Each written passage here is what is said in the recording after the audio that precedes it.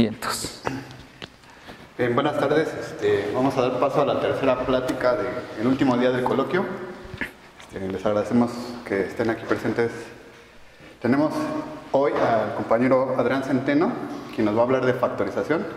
Entonces, le damos la palabra y gracias por participar con nosotros. Okay. Bueno, pues gracias Paco y a todos los organizadores. La verdad es que este esfuerzo de difundir las matemáticas a la gente nueva es un gran esfuerzo, sobre todo porque ahorita iniciando el semestre, aparte de organizar el evento, tienen que andar buscando alumnos para sus cursos o buscando grupos, ¿no? Entonces, pues eso se les reconoce mucho. ¿Por qué se llama factorización mi plática? Porque no podía ponerle matemáticas. Me preguntaron por el título muy rápido, entonces dije algo que sea muy general. Y dije, bueno, factorización, entonces puedo hablar casi de cualquier cosa, ¿no? Sí. Entonces la idea de esta charla es invitarlos un poquito a la teoría algebraica de números, una área que no se estudia demasiado aquí en la facultad, pero que es, desde mi punto de vista, bastante interesante y que en muchas partes del mundo se estudia, se trabaja y es un área muy, muy activa. De hecho, si ustedes ven la lista de medallistas Fields, muchos de ellos tienen medallas por trabajos en teoría de números.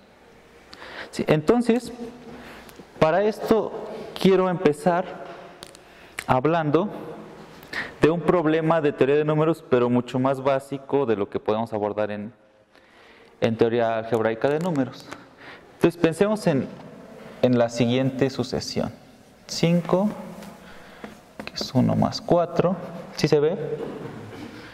5, luego el 13, lo puedo escribir como 4 más 9, el 17, lo puedo escribir como 1 más 16, y el 29, lo puedo escribir como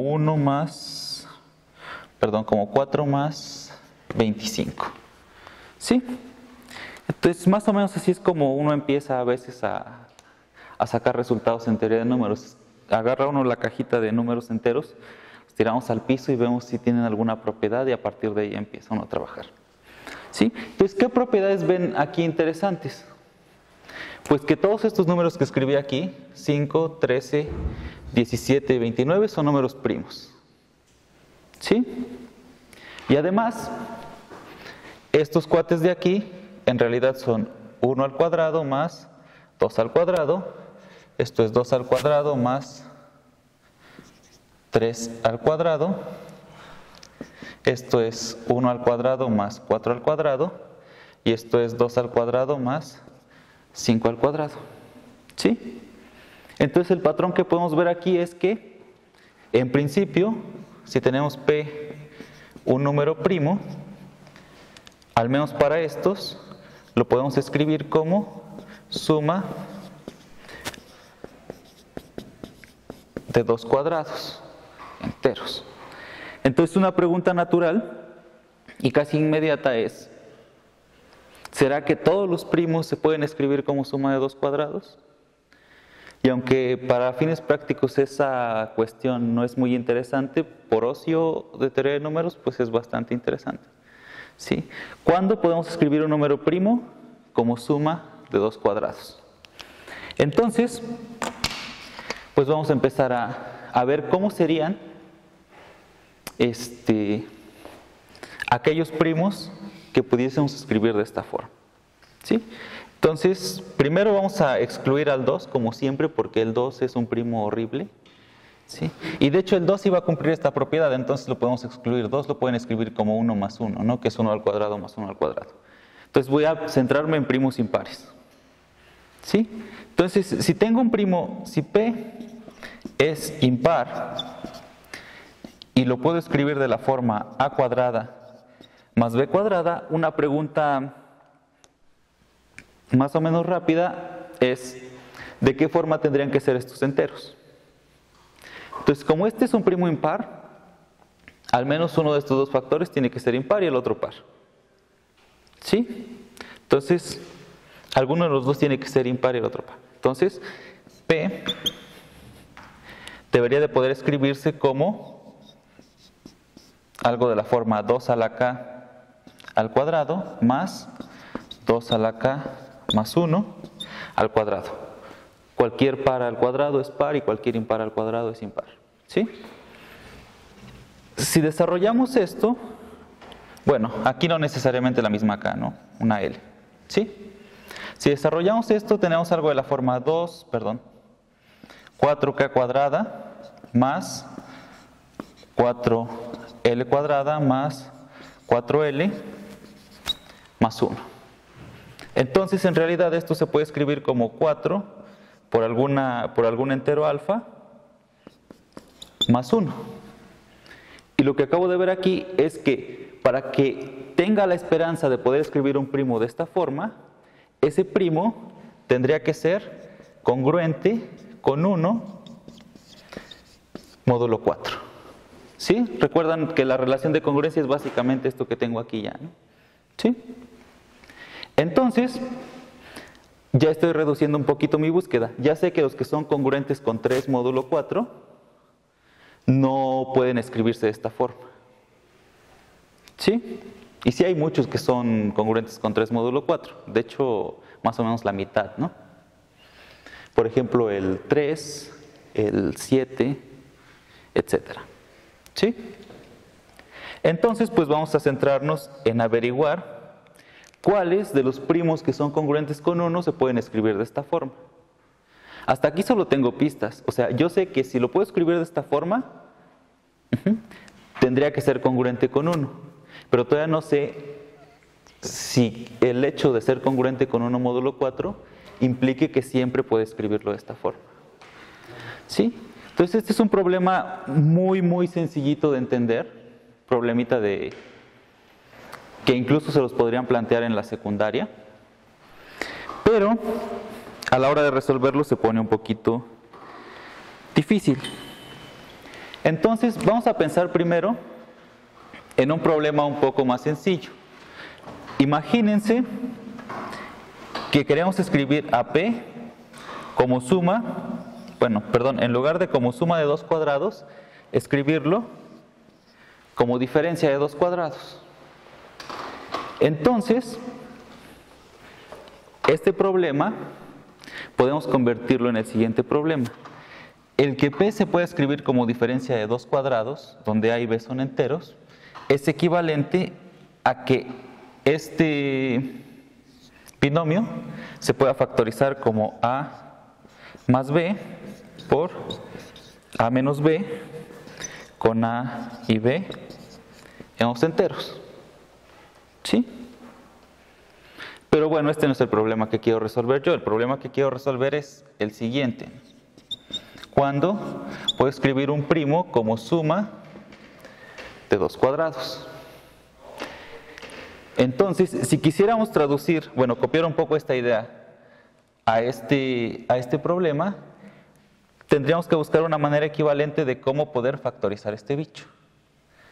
Pero, si recuerdan, del curso de cálculo 1 o por ahí así, esta cosa no la podemos factorizar en los reales, ni siquiera en los reales, menos en los enteros. Tenemos que recurrir a los complejos. ¿Sí? Entonces, en los complejos, esto se puede factorizar como A más IB por A menos IB. ¿Sí? Pero todo esto en el mundo de los complejos. Y no tengo garantía siquiera de que estos de aquí sean enteros. Y de hecho estos factores de aquí definitivamente no son enteros, ¿no? Porque IB es un complejo tal cual. ¿Sí? Entonces, lo que vamos a hacer, o lo que se suele hacer en teoría de números, es, así como en el paso de cálculo a variable compleja, los problemas que no podíamos solucionar en R, los llevábamos a problemas en C, pues en teoría de números, los problemas que no podemos resolver en Z, los vamos a llevar a un lugar que vamos a llamar los enteros gaussianos, que son como el análogo entero de los complejos con respecto de R. ¿Sí? Y de estos hay un montón de anillos donde pueden hacer muchas cosas, pero aquí el que nos va a servir es este. ¿Sí? Entonces déjenme hablar un poquito de este anillo. ¿Sí? Ok. Entonces, ese anillo lo vamos a definir de manera muy natural, tal cual definíamos los complejos, de la forma A, los elementos de la forma A más y B, tal que A y B vivan en Z. ¿Sí? Entonces, ¿por qué digo que este es un anillo? Porque podemos definir una suma y podemos definir un producto. ¿Cuál es la suma? Pues A más IB más algo de la forma A' más A más I B', pues sumamos entrada a entrada, A más A' más B más B', I. ¿Cómo multiplicamos?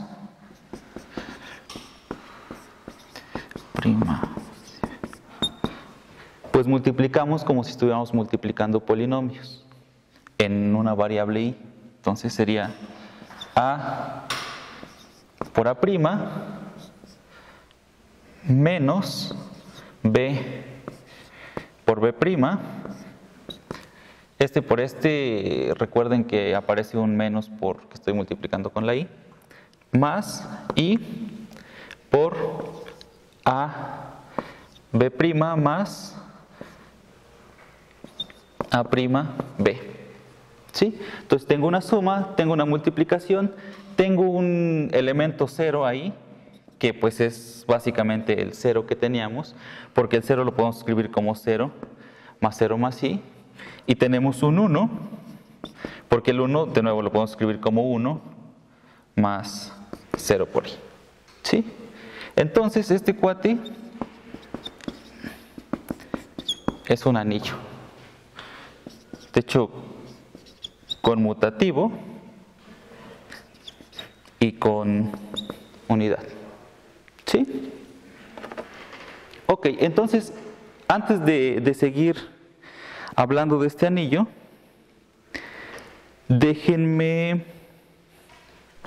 mostrarles, por ejemplo, mi problema inicial es, quiero escribir P como suma de dos cuadrados. Este problema es en Z. Quiero llevar mi problema ahora a ZI. Entonces, lo primero que debería preguntarme es, ¿puedo llevar P a este espacio? Y pues sí, ¿no? P efectivamente vive en ZI. ¿Por qué P vive en ZI? Pues porque P lo puedo escribir como P más 0 por I. Ahora, P en Z era irreducible. No podíamos escribirlo como producto de dos cosas no triviales. Cuando yo subo este espacio, no estoy seguro si es irreducible o no. Recuerden, por ejemplo, que cuando estábamos en R, el polinomio x cuadrada más 1 no se podía descomponer, pero a la hora de subir a los complejos, claro que se puede descomponer como x más i por x menos i. Entonces, una pregunta más o menos natural e interesante es, si tengo un primo en los enteros, que son los primos de mi teoría de números básica, ¿qué ocurre cuando los subo a espacios más grandes? ¿Esos primos siguen siendo primos en este espacio más grande o qué ocurre con ellos? ¿Sí? Entonces vamos a estudiar un poquito quiénes son los elementos que son irreducibles en este mundo. Y después van a ver cómo, acomodando las cosas, vamos a llegar a la solución de nuestro problema original. Entonces, déjenme borrar aquí.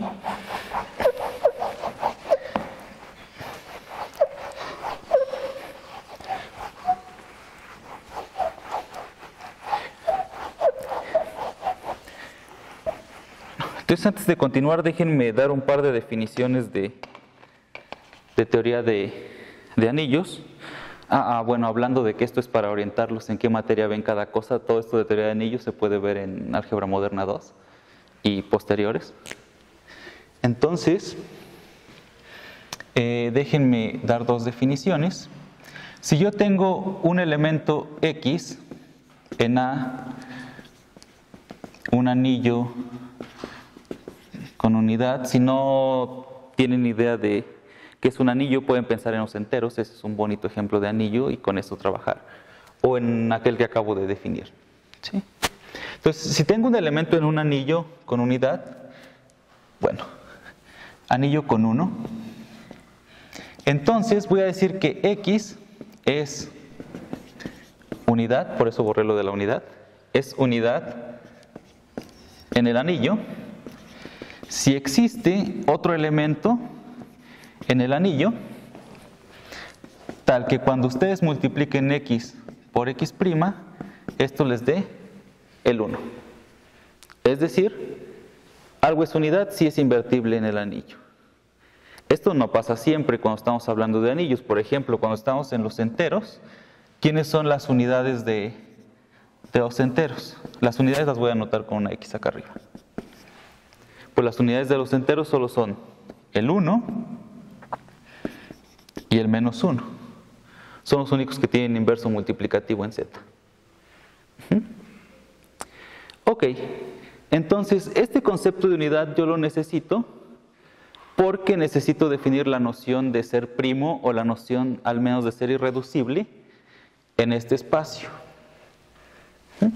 Entonces, para definir la noción de irreducible, lo único que tenemos que decir es que si tenemos un elemento en A, tal que ese elemento es no es una unidad y pedimos distinto de 0, entonces vamos a X tal que esto. Entonces, X es irreducible si cada que yo pueda escribir X como un producto de dos elementos de mi anillo, A tiene que ser unidad o B tiene que ser unidad. ¿Sí? Es decir, algo va a ser irreducible si la única manera que tengo de descomponerlo es como un producto de una unidad por otra cosa. ¿Sí? Y bueno, es reducible si pasa lo contrario, ¿no? Si lo puedo reducir, si lo puedo escribir como producto de dos cosas que no son unidades.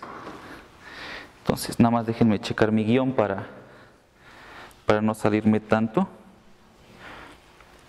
Entonces, como ejemplo, ¿quiénes son los irreducibles de Z? Pues los irreducibles de Z son los primos, enteros positivos, y menos los primos. Entonces, una manera de reducir el estudio, de trabajar todos los irreducibles de Z así por separado, en algo que conocemos mejor, que son los primos, es decir, cómo relaciono irreducibles con primos, es la siguiente. ¿Quiénes van a ser los irreducibles de Z en términos de primos? Pues eso lo puedo escribir de la siguiente manera. Voy a decir que un alfa en Z es irreducible si, cuando yo le calculo su valor absoluto, este es un primo. ¿Sí? Entonces, estoy codificando la noción de irreducible en términos de la noción de primo. Que por cierto, como recomendación en esos cursos que van a llevar de álgebra moderna en un futuro, van a ver que muchas veces la noción de irreducible y de ser primo no es exactamente la misma. ¿Sí? Ok, entonces, yo quiero hablar ahora de irreducibles, pero en este planeta, en el ZI.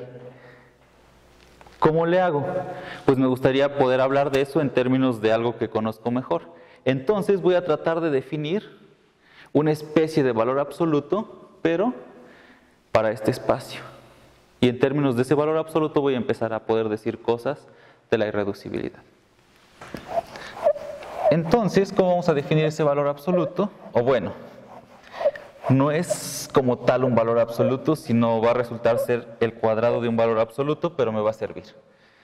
Entonces vamos a definir algo que vamos a llamar la norma en ZI a los enteros positivos, bueno, mayores o iguales a 0. ¿Cómo voy a calcular la norma? Pues muy fácil. Si yo tengo aquí un elemento de la forma A más IB, su norma va a ser algo que ya conocemos de superior 2. Va a ser A más IB por A menos IB. ¿Sí? Multiplicamos conjugados y esto es simplemente A cuadrada más B cuadrada. Y esto ya me da un entero positivo o 0. ¿Sí? Ok, entonces algunas propiedades de la norma son las siguientes. La norma de un elemento, bueno, más bien la norma de un producto de bichos de ZI, alfa y beta en ZI. Es multiplicativa. ¿Qué quiere decir que sea multiplicativa? Que abre productos, algo que pasaba en el valor absoluto clásico en cálculo. ¿Sí? Se puede demostrar que esta norma se comporta también de esta manera. Y algo que sí me interesa mucho más es lo siguiente. Esta norma va a ser suficiente para poder encontrar cuáles son las unidades de ZI y de cierta manera irlas excluyendo. ¿Sí? Entonces, lo que vamos a demostrar ahora es que si yo tengo un alfa, que es una unidad en este espacio, entonces la norma de ese alfa tiene que ser 1. Lo que pasaba acá, ¿no? Si tengo una unidad en Z, su valor absoluto es 1. Entonces, copiando un poco la analogía, la demostración no es muy difícil. Alfa está en las unidades, entonces alfa está en ZI. Entonces existe alfa prima en ZI tal que alfa por alfa prima es igual a 1. ¿Sí? Calculo sus normas. La norma de alfa por alfa prima, como la norma es multiplicativa, es lo mismo que la norma de alfa por la norma de alfa prima. Y esto tendría que ser igual a la norma de 1. Sí, estoy aplicando norma de ambos lados. Pero la norma de 1 es 1. Entonces lo que estoy diciendo aquí es que 1 se podría escribir como un producto de dos enteros positivos. ¿Sí? Pero ¿cuántas posibilidades tengo aquí para poder escribir 1 como producto de dos enteros positivos? En principio tendría dos opciones, ¿no? Podrían ser 1, menos 1, menos 1 o 1 y 1. Pero como la norma es positiva, la única opción que me queda es que la norma de alfa sea 1 y la norma de alfa prima sea 1. ¿Sí? Entonces ya he demostrado que si tengo una unidad, su norma es 1. ¿Sí? Ahora, ¿qué pasa si la norma de un elemento es 1? ¿Será una unidad? Entonces, la respuesta es que sí. Y es muy fácil verlo. Piensen en un elemento cualquiera en ZI tal que su norma es 1. Entonces, no sé, imaginemos que alfa es de la forma A más IB. Entonces, la norma de alfa tendría que ser A cuadrada más B cuadrada, y esto es igual a 1 porque estoy suponiendo eso. ¿Cuántas posibilidades tengo para que esta suma de aquí sea igual a 1? Pues o A es igual a más menos 1 y B es igual a 0, o A es igual a 0 y B es más menos 1. Entonces, ¿de qué forma tendría que ser mi alfa para que su norma fuese 1? Pues alfa solo puede ser de la forma 1, 1, menos 1, y o menos i.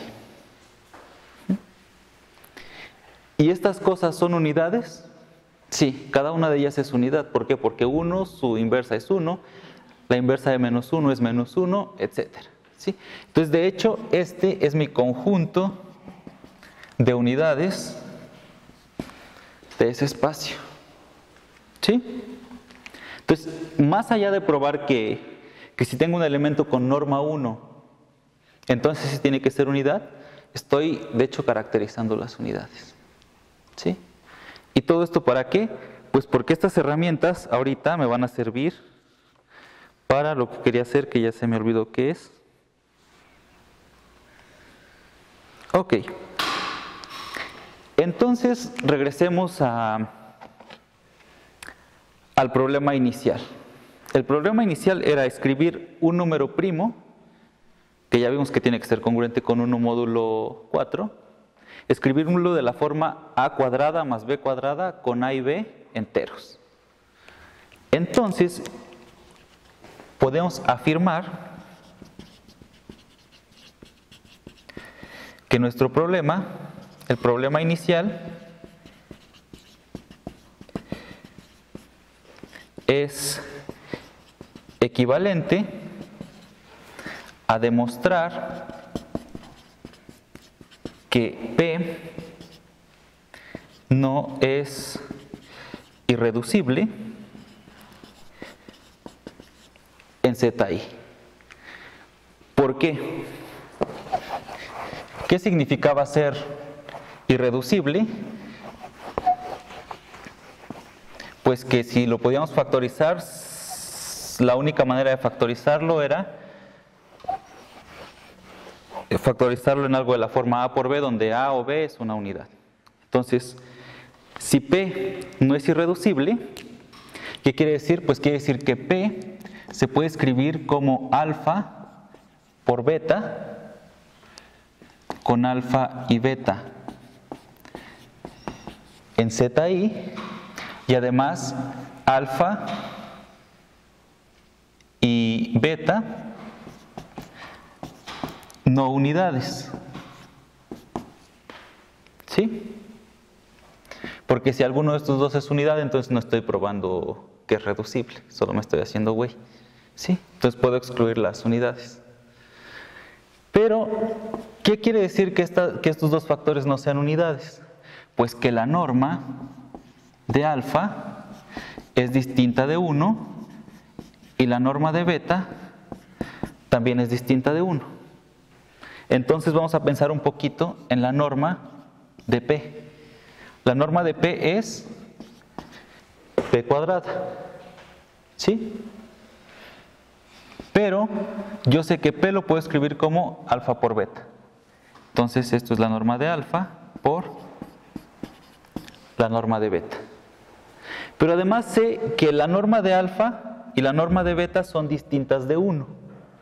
Entonces aquí tengo un producto de dos enteros que me dan P cuadrada y que además son distintos de 1. Entonces, ¿cuál es la única posibilidad que tengo?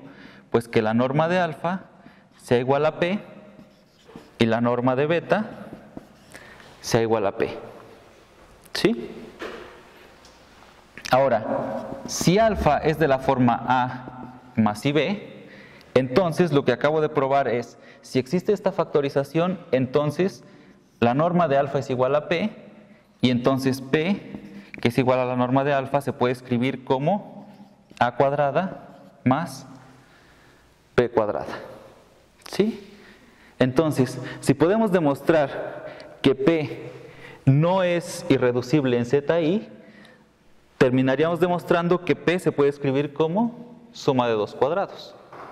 Entonces, el único problema que tenemos ahora es demostrar cuándo P se puede descomponer en ZI. Y eso ya es bastante rápido y bastante fácil. Lo único que tenemos que hacer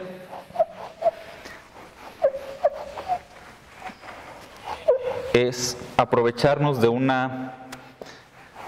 ejercicio yo creo que de teoría de números 1 o de álgebra superior 2, de un curso bastante bueno de álgebra superior 2, y es lo siguiente. Voy a aprovecharme de la siguiente observación. La congruencia x cuadrada, congruente con menos 1, módulo P, tiene solución. ¿Sí? No voy a escribir por qué tiene solución, es una aplicación del teorema de Wilson que pueden consultar en cualquier libro de superior. ¿Sí? Y me llevaría un ratito ponerme a hacer las cuentas. Entonces, si me dejan suponer esto, algo que podemos deducir rápidamente es que P tiene que dividir a x cuadrada más 1. Además, yo sé que en los enteros gaussianos esto se puede escribir como x más y por x menos y. ¿Qué estoy diciendo aquí? Estoy diciendo que que alfa por P es igual a x cuadrada más 1. Eso es lo que quiere decir la relación de divisibilidad, ¿no? Que este cuate se puede escribir como multiplicado por una constante. Es decir, que alfa por P se puede escribir como x más y por x menos y. Pero si se dan cuenta, P no divide a ninguno de estos cuates. ¿Sí? Porque para que lo dividiera tendría que dividir a 1 y a 1. ¿Sí? Y P no divide a 1. Entonces P no divide a x más y P no divide a x menos y. ¿Qué quiere decir entonces? Pues que esta constante es 1. ¿Sí? Entonces P se puede escribir como x más y por x menos y, donde esta x va a ser la solución de esta congruencia, que va a ser un número entero. Entonces acabo de demostrar que P sí se puede factorizar. Lo único que habría que checar es que estas cosas no sean unidades, pero no son unidades porque conozco las unidades. Las unidades son 1 menos 1 y o menos y. ¿Sí? Entonces, pues acabamos de demostrar que P se puede escribir como suma de cuadrados. ¿Sí?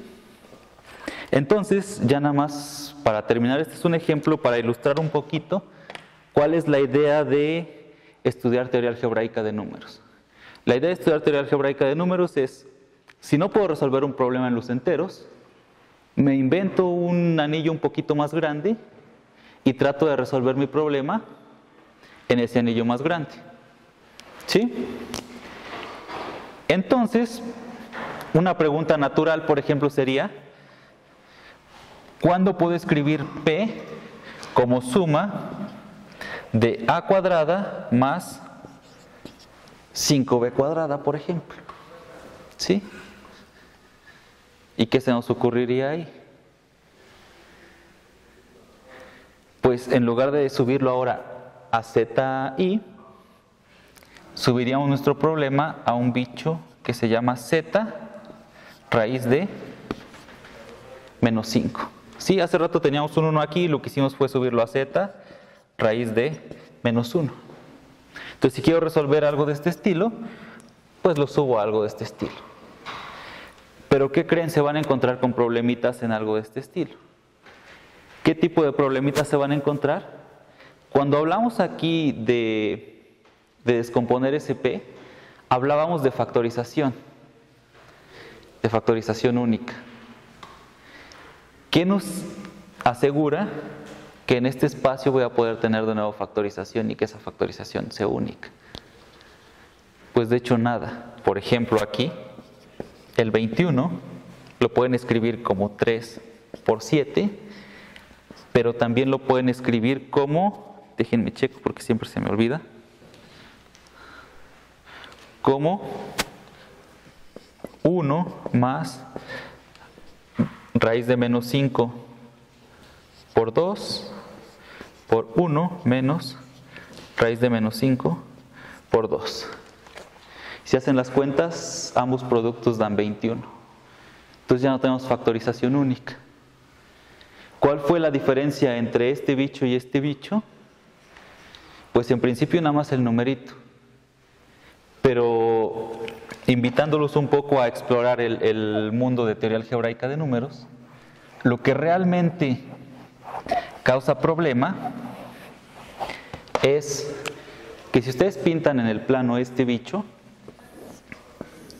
pues van a tener, si ponen sobre esta coordenada la parte que tiene que ver con z, es decir, los enteros 1, 2, etcétera, y ponen acá la otra copia de z que teníamos, multiplicada obviamente por i, entonces tendrían aquí i, 2i, etcétera.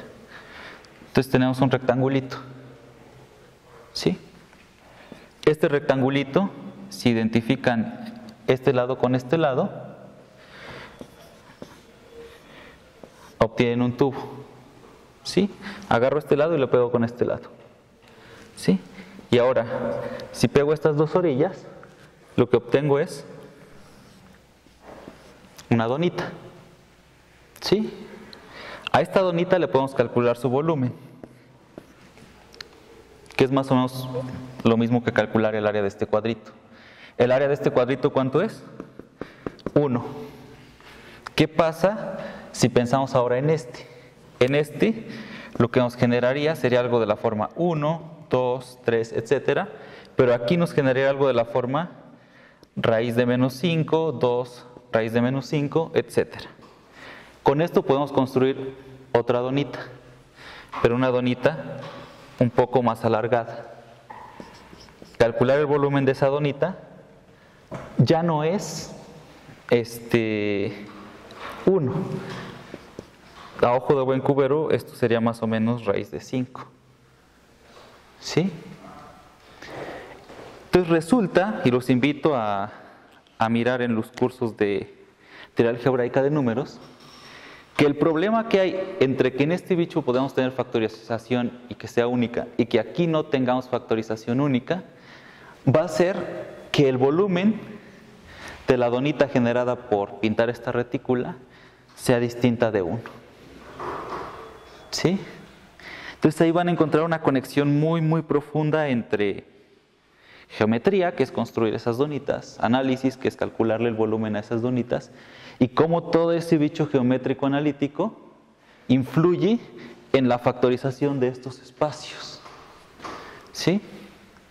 Entonces la moraleja es, todo está conectado con todo, y como recomendación para los que están empezando a tomar cursos ahorita es, creo que el único error que podrían tener es tomar materias sobre una sola línea. Creo que estamos muy pequeñitos en los primeros semestres y lo mejor es explorar por aquí, explorar por allá, porque sobre todo como ejemplo de teoría de números,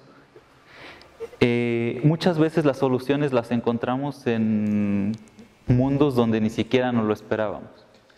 Muchas de las medallas recientes han sido inspiradas por ideas de física, no sé, hacen algo de teoría de números y salió de física. En teoría de números básicamente lo que hacemos es muchas veces construir cosas geométricas o cosas analíticas que nos ayudan a resolver aquello. Porque trabajar con los enteros es algo como muy sin carnita, ¿no? Nada más son los puros enteros ahí viviendo, entonces como que la idea de poner carnita es ponerle geometría y ponerle análisis. Entonces la recomendación es Aunque en todas las charlas anteriores les han estado diciendo que se vayan por un área o por otra, yo les recomendaría exploren, ahora que son jóvenes, conozcan de una, conozcan de otra, y uno nunca sabe cuándo nos va a servir. Entonces, obviamente en algún momento tendrán que especializarse y hacer algo, pero siempre es bueno tener un panorama general de todas las matemáticas. Por eso el título también de factorización, porque algo que van a ver, por ejemplo, en variable compleja es que el teorema fundamental del álgebra, que dice que cualquier polinomio de grado n se descompone como n polinomios de grado 1, para demostrar esa descomposición van a necesitar de variable compleja, y lo van a ver en el curso de variable 1. Entonces, desde ahí van a ver un ejemplo donde todas las áreas necesitan de un área extra afuera, ¿sí? Entonces, a modo de consejo para este coloquio, pues exploren. No se pierde nada con ensuciarse las manos con distintas tierras, ¿no? Entonces, ahí le dejo.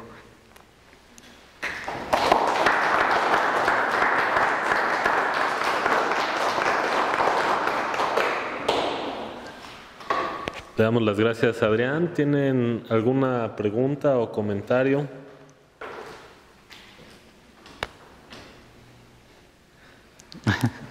Anímense. Es el chiste del coloquio que... Si no, luego en privado en el café también pueden preguntar si les da pena aquí.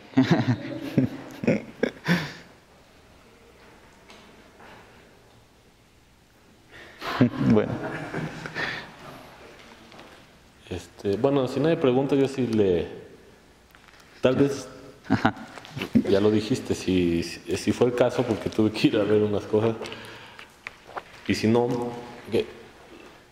tocas varias áreas a lo largo de la plática, y qué materias de esas que dices que aprovechen y prueben de todo, pero dentro de esa prueba tú les recomendarías bueno, llevar. Si yo los quisiera convencer de que hicieran teoría de números, de las materias recomendables sería estudiar pues las dos de teoría de números básicas, que aunque no se ve mucho, porque en teoría de números muchas veces necesitamos herramientas de muchas áreas para empezar a avanzar. Entonces en los primeros semestres es un poquito difícil ver mucho, pero bueno, para que se vayan desempolvando, teoría de números 1 y 2, álgebra geométrica, que no se divulga mucho en la facultad de esa materia, casi siempre se abre un grupo o no se abre, pero que es muy interesante. Ahí estudian mucho toda esta teoría de matrices, dándole estructura de grupo. Entonces estudian grupos generales lineales, simplécticos, ortogonales, que en el camino más adelante les va a servir mucho, sobre todo porque en teoría de números muchas de las cosas que son conmutativas ya están estudiadas, y como que lo que queremos ahora es estudiarlo no conmutativo. Y pues el ejemplo más clásico de cosas no conmutativas son las matrices con el producto, ¿sí? Entonces estudiar la estructura de matrices como tal es bastante útil, porque además en las matemáticas de arriba muchas veces lo que queremos hacer es agarrar un problema difícil, reducirlo a un problema de matrices, y en matrices aplicar álgebra lineal que ya conocemos. Esa es como una estrategia muy general y muy útil últimamente, ¿sí?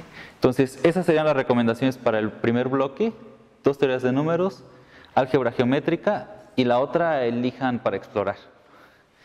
En la segunda parte y tercera, ahí sí ya muy útil geometría algebraica, análisis hasta llegar a análisis funcional, teoría de la medida, variable compleja, topología para tener intuición de por dónde van las cosas. ¿Qué más? Pues es que casi todo se necesita en teoría de números. O sea, todas las herramientas que puedan obtener de análisis, todas las herramientas que puedan obtener de geometría y todas las herramientas que puedan obtener de álgebra. Porque básicamente teoría de números es esa trinidad: álgebra, geometría, análisis. El álgebra no tiene mucha carnita, son como diagramas, cosas feas, pero en el análisis tenemos muchas ideas de aproximar cosas que nos van a ayudar para resolver cosas de álgebra.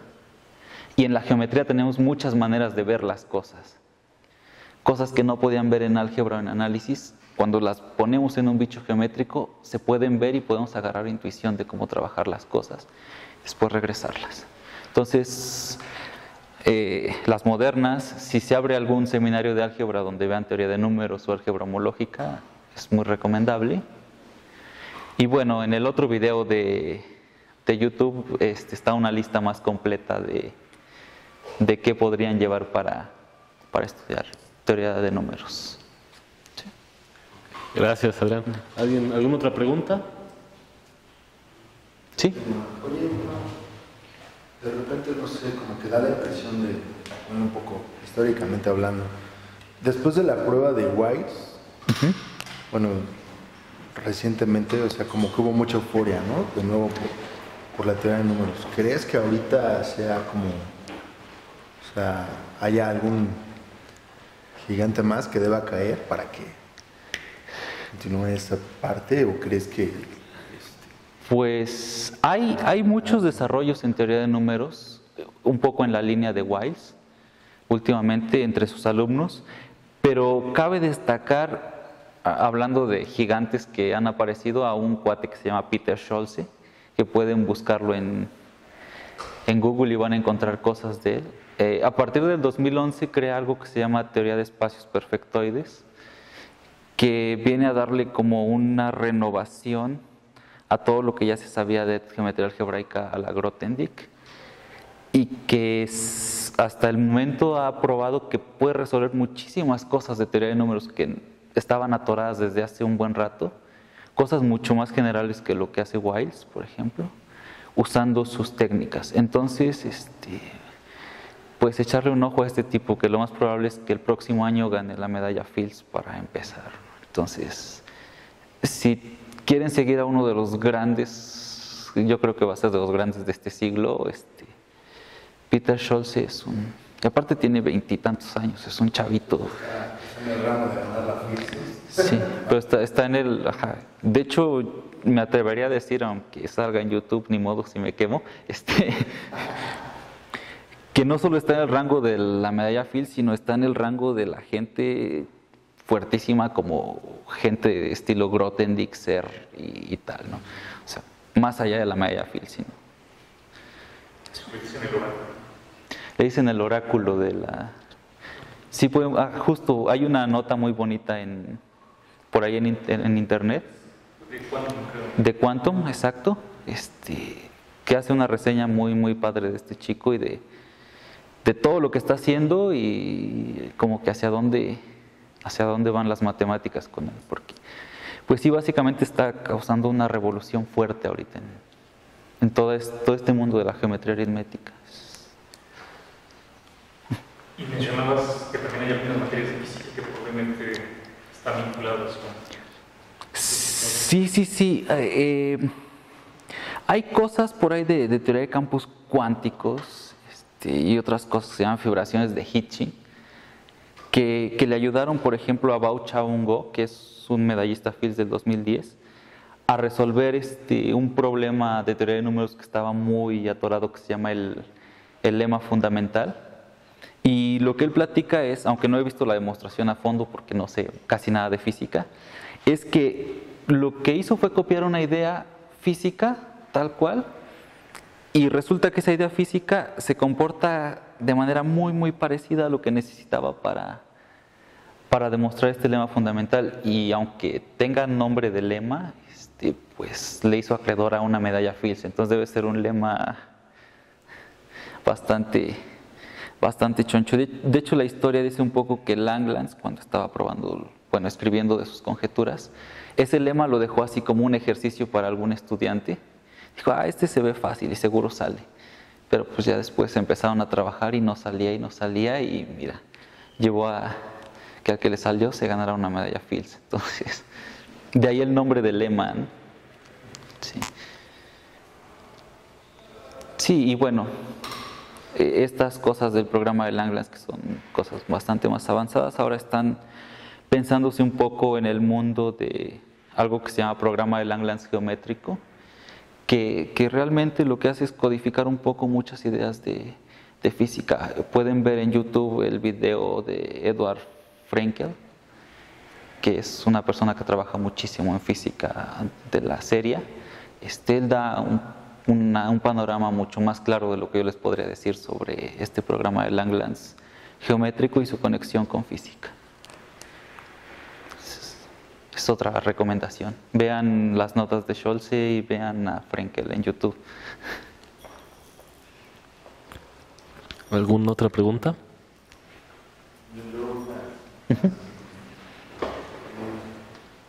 ¿Cuál es la diferencia entre lo que llaman la teoría analítica de números y la teoría algebraica de Es la diferencia que ya se está quedando un poquito atrasada, porque ahora es como que ya más unificadora la cosa, es las técnicas que usas básicamente, ¿no? En teoría analítica lo que tú haces es estudiar la teoría de números, atacarla con herramientas analíticas, principalmente análisis, cuestiones de convergencia. Ahí aparecen muchas formulitas del guajolote, dicen, porque lo que hacen es acotar cosas de log, como el guajolote. Y está la otra parte, la algebraica, que pues es eso, utilizar técnicas de anillos, campos, módulos, homología, cohomología. Pero pues en la actualidad yo podría decir que ya no hay tanta distancia, ¿no? O sea, en muchas cuestiones algebraicas ya requerimos de análisis bastante fuerte. Y no sé si los analistas requieran mucho de álgebra bastante fuerte, pero del lado en el que trabajo más yo, sí necesitamos muchísimo, por ejemplo, análisis de Fourier sobre grupos compactos, cosas de ese estilo que son... O sea, yo diría que ya están muy revueltas, ¿no? Ya no están. Bueno, pues... ¿Alguien más o agradecemos a Adrián? ¿Alguien más? Bueno, pues le damos de nuevo las gracias a Adrián.